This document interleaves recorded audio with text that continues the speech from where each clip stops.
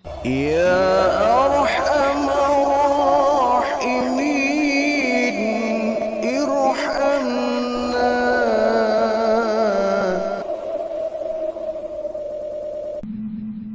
Agama tentu kita, di samping kita bersyukur kepada Allah atas segala nikmat yang diberikan kepada kita berupa nilai iman Islam, tetapi ada yang tidak kalah penting dari semua itu, yaitu bagaimana kita menjaga nilai iman kita jangan sampai luntur, hilang, dan terkontaminasi dengan kondisi yang kita hadapi. Sebab berapa banyak orang yang berawal dia menjadi orang yang beriman, tetapi di akhir hidupnya dia menjadi orang-orang yang berpaling kepada Allah, mendustai ayat-ayat Allah, dan dia menjadi orang-orang yang murtadin. Maka dalam An-Nahl ayat 106 Allah Subhanahu wa taala memperingatkan, man kafara billahi min ba'di imanihi, terkutuklah orang-orang kafir kepada Allah setelah mereka beriman. Man kafara billahi min ba'di imanihi, siapa yang beriman, siapa yang kafir kepada Allah, min ba'di imanihi, setelah mereka beriman kepada Allah, artinya dia menjadi orang yang kafir setelah dia beriman. Ini orang-orang yang murtadin, orang-orang yang keluar dari agama Islam. Nah, bagi mereka akan mendapatkan satu kecelakaan. Terkutuklah orang-orang yang dia kafir kepada Allah setelah mereka beriman. Nah, orang yang paling celaka dan orang yang paling merugi adalah orang yang setelah diberikan iman oleh Allah, dihidupkan imannya, menjadi orang-orang yang beriman, menjadi orang yang mukmin, mungkin karena desakan dari lingkungan, terbawa oleh pergaulan, sehingga dia kafara billah min ba'di imanihi, mereka kafir kepada Allah setelah mereka beriman. Ini yang sangat berbahaya untuk kita. Sehingga Allah selalu memberikan kita peringatan, wala tamutunna illa wa antum muslimun. Jangan sekali-kali kau mati kecuali dalam kondisi yang beriman. Ini yang kita khawatirkan. Iman kita kan fluktuatif, naik turun ya. Naik turun. Ada saatnya iman kita naik, ada saatnya iman kita turun. Karena kita ini bukan malaikat yang imannya stabil. Kita juga bukan kelompok para nabi, para rasul yang imannya selalu bertambah. Kita ini makhluk, manusia awam yang imannya kadang sering menghadapi degradasi. Iman kita sering diwarnai oleh lingkungan. Tatkala kita sedang di tempat ibadah masjidnya, kita beribadah, kita baca Quran, kita hadir di pengajian, mendengarkan ta'lim, iman kita bertambah. Tapi saat kita keluar dari masjid, kita berkumpul dengan masyarakat, bergaul dengan mereka, yang terkadang di sana ada lubang-lubang dosa, lubang-lubang maksiat, iman kita goyah, iman kita turun. Datang lagi kita ke masjid, iman kita naik lagi, iman kita fluktuatif. Karena iman kita fluktuatif, maka perlu adanya kita pemupukan iman. Dengan cara kita sering-sering hadir di pengajian. Ya. Mendapatkan siraman iman, siraman rohani. Iman kita akan disiram terus, akan dipupuk iman kita. Kalau tidak, yang paling khawatir saat kita dicabut ruhnya, iman kita dalam kondisi yang drop. Iman kita dalam kondisi yang jatuh. Sehingga berapa banyak saudara kita yang muslim, yang mereka menjadi orang-orang yang murtadin. Ya. Kafara billahi min ba'di imanihi. Mereka kafir setelah mereka beriman kepada Allah. illa man akriha wa qalbuhu mutmainnun bil iman, kecuali orang yang dipaksa sedangkan hatinya tidak beriman, tetap beriman ya. Kecuali orang yang terpaksa, orang yang dipaksa sedang hatinya tetap iman. Artinya orang yang beriman kemudian dia kafir setelah imannya, ini orang yang terkutuk ya. Orang yang mendapatkan kesengsaraan, kecelakaan dan kesialan ya, kerugian. Tetapi orang yang dia dipaksa untuk keluar dari agama Islam, tapi sebenarnya dia masih beriman, dia istiqomah dalam imannya, ini beda ya. Seperti Siti Aisyah ya, istri dari Fir'aun. Dia dipaksa untuk menyembah Fir'aun tapi pura-pura. Aslinya dia masih beriman kepada Allah Subhanahu wa taala. Walakin man syaraha bil kufri sadran fa alaihim ghadabun minallah. Tetapi orang-orang yang kafir dengan kemauan sendiri, nah berarti bukan karena terpaksa ya. Orang-orang yang dia menyengaja dengan niat ingin keluar dari agama Islam, setelah mereka beriman kepada Allah, dia kafir, dia murtad dengan kemauan sendiri, bukan karena paksaan, tapi karena tulus dia ingin meninggalkan agama Islam, maka fa'alaihim ghadabun minallah, mereka akan mendapatkan murka dari Allah Subhanahu wa taala. Na'udzubillah min dzalik. Ya, kita jaga iman kita ya. Anak-anak kita juga kita jaga, jangan sampai iman kita, iman mereka, anak-anak kita luntur karena pergaulan. Ya. Mereka misalkan saja anak gadis kita, anak perempuan kita ya. Kita harus betul-betul mengecek pergaulannya. Jangan sampai dia bergaul dengan orang yang membahayakan imannya. Apalagi kelak dia memiliki calon suami, orang yang gak seiman dengan dia.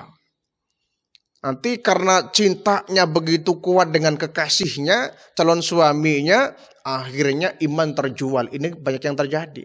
Banyak wanita-wanita muslim, gadis-gadis muslim yang dia merelakan imannya demi membela cintanya untuk kekasihnya. Na'udzubillah min dzalik. Dia berarti menukar kesenangan dunia, kesenangan akhirat dengan kesenangan dunia. Menukar kesenangan akhirat yang abadi dengan kebahagiaan dunia yang seujung kuku. Nah, kita harus menjaga agar kita menjadi orang yang stabil imannya. Walahum adzabun azim, mereka akan mendapatkan azab yang sangat dahsyat. Azab dunia maupun azab neraka. Kenapa itu terjadi? Kata Allah, dzalika bi annahu mustahabbul hayatid dunya 'alal akhirah. Karena mereka terlalu cinta kepada dunia dibanding cinta mereka kepada akhirat. Nah, ini yang banyak terjadi fenomena. Dunia telah menyesatkan kita. Mereka berpaling dari Allah, berpaling dari agama Islam. Jadi orang-orang yang murtad keluar dari agama Islam. Sehingga mereka mendapatkan murka dari Allah. Lahum adzabun azim. Mereka juga mendapatkan azab yang sangat pedih. Di antara sebabnya kata Allah, dzalika bi annahum mustahabbul hayatad dunya 'alal akhirah. Mereka terlalu cinta kepada dunia ketimbang akhirat. Mereka sudah dibutakan oleh dunia, dibutakan oleh harta duniawi, jabatan, pangkat, kedudukan. Sehingga iman terjual. Inilah bahayanya dunia ya. Kalau kita nggak bisa menaklukkan dunia, dunia akan menundukkan kita. Maka pantas ya kalau bayi itu ketika lahir di dunia ini dia pasti menangis ya. Setiap bayi yang lahir ke dunia pasti menangis. Ada satu keterangan bahwa si bayi itu dia menghadapi alam yang sangat menakutkan. Itu dunia. Kok menakutkan? Karena di dunia ini serba terjadi. Hal-hal yang tidak mungkin bisa mungkin terjadi. Dunia ini penuh dengan fitnah. Dunia pun dengan godaan, rintangan, dan hambatan. Iman kita bisa lemah, iman kita bisa tergadai, iman kita bisa mati. Atau iman kita bisa menjadi bagus dan terawat. Itu dunia. Tergantung kita bagaimana mempola dunia ini. Kita yang mewarnai dunia, bukan dunia yang mewarnai kita. Kalau kita yang mewarnai dunia, insya Allah dunia tidak akan mewarnai kita. Tapi kalau kita diwarnai oleh dunia, kita akan sulit mengendalikan dunia ini. Dunia merupakan sarana untuk kita menggapai kebahagiaan akhirat. Maka jadikan dunia sebagai alat. Jangan sampai kita tertipu dengan kesenangan dunia yang ini banyak jebakan-jebakan setan, jebakan-jebakan iblis untuk menghancurkan kita. Sehingga iman kita menjadi kolab, iman kita menjadi hancur, iman kita lemah, terbawalah iman kita, tergadailah iman kita, sehingga menjadi orang-orang yang murtad. Na'udzubillah min dzalik. Istahabul hayatad dunya al akhirah. Mereka terlalu cinta kepada dunia daripada akhirat. Wa annallaha la yahdil qaumal kafirin. Allah tidak akan memberikan petunjuk hidayah bagi mereka orang-orang yang kafir. Tentu ya. Allah tidak akan memberikan hidayah, petunjuk hidup untuk mereka orang-orang yang kafir. Tidak beriman kepada Allah. Menjual imannya, menggadai akidahnya. Dia menuhankan Tuhan lain, bagaimana Allah nggak murka? Dia sudah menuhankan lain, sudah menyembah kepada zat yang selain Allah. Bagaimana kemudian Allah nggak murka? Istri kita saja umpama di poligami dia pasti nggak rela. Allah juga nggak mau dipoligami, artinya Allah nggak mau ada pembandingnya. Allah nggak mau dihianati. Allah nggak mau diduakan. Kalau Allah diduakan, jangankan Allah, kita pun kalau diduakan ya marah, apalagi Allah. Nggak mau ada Tuhan lain selain daripada Allah. La ilaha illallah. Tidak ada Tuhan yang layak kita sembah kecuali Allah Subhanahu wa ta'ala. Jadi Allah akan memberikan hidayah kepada mereka orang-orang yang kafir. Orang yang setelah beriman, dia menjadi murtad dan kafir. Ulaika alladzina tabahallahu ala qulubihim. Mereka adalah orang-orang yang hatinya sudah dikunci oleh Allah. Na'udzubillah min dzalik. Mereka sudah dikunci hatinya oleh Allah. Wasam'ihim wa absarihim. Bahkan pendengaran mereka, penglihatan mereka, semua dikunci oleh Allah. Hati mereka, pendengaran mereka, penglihatan mereka dikunci. Artinya apa? Kalau sudah ditutup pintu hidayah, hati nggak berfungsi, nggak akan bisa merasakan kekuasaan Allah. Mata udah terkunci, nggak bisa melihat kebesaran Allah. Telinga pun terkunci, gak bisa mendengar ayat-ayat Allah. Orang kalau sudah ditutup mata hatinya, ini repot. Pintu hidayah sudah dikunci.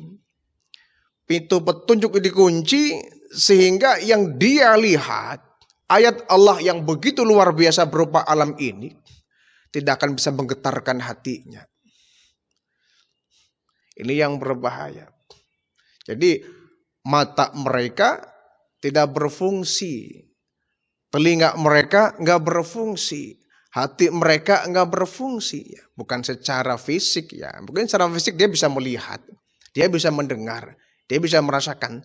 Tapi secara hakiki matanya, telinganya, bahkan hatinya sudah Allah tutup. Sehingga tidak akan mudah mendapatkan hidayah.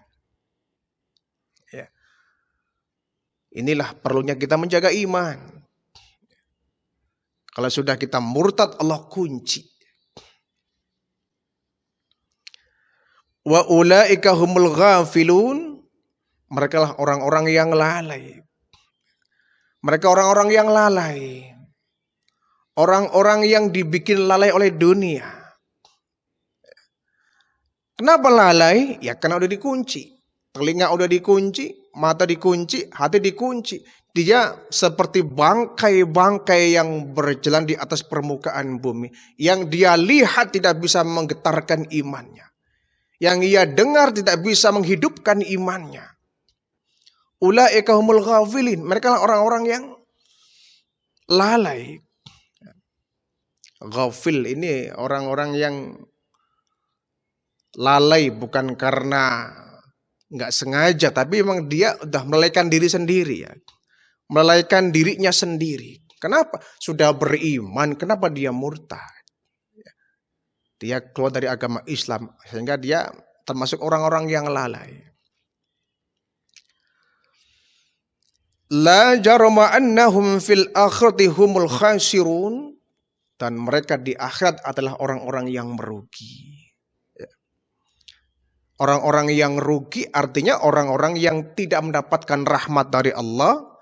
Artinya mereka akan mendapatkan neraka. Kerugian yang sangat besar adalah kerugian yang dialami manusia ketika di akhirat dia masuk ke dalam neraka. Itu kerugian yang paling puncak.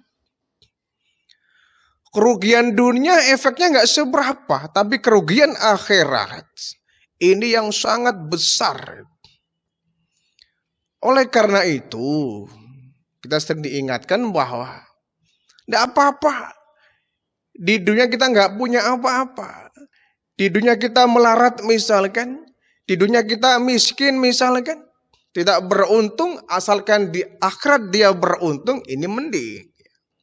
Syukur-syukur di dunia kita beruntung, akhirat kita beruntung. Ini namanya dunia hasanah, akhirah hasanah. Sebagaimana doa kita.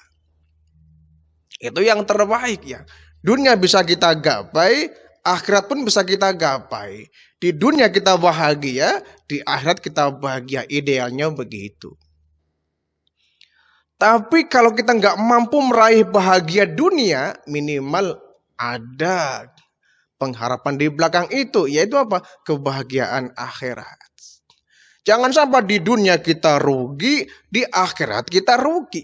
Di dunia kita sengsara, di akhirat kita sengsara. Senangnya kapan? Senangnya kapan?